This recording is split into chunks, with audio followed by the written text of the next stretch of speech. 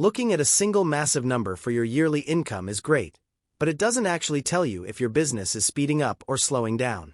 To really understand your cash flow, you need to see your income and expenses stacked month over month.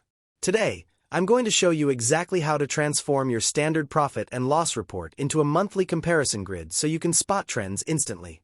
Let's get right into it. To get started, head over to your left-hand menu and click on Reports. From the Reporting dashboard, click into the Standard Reports tab. Right inside that section, locate and click on the Profit and Loss Report. This will load your standard default income statement.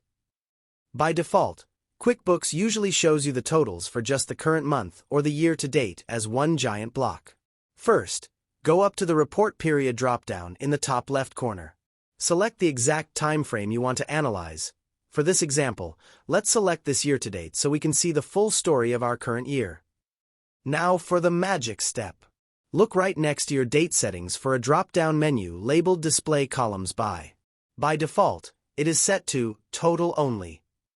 Click that drop-down and change it to Months. Once you have months selected, instantly your single column transforms into a detailed, month-by-month grid.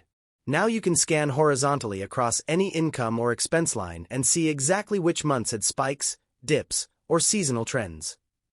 Learning to read your financials horizontally like this is one of the biggest upgrades you can make as a business owner. If this quick reporting trick helped you out today, drop a like, subscribe, and consider hitting that join button to support the channel. Thanks for watching, and I'll catch you in the next one.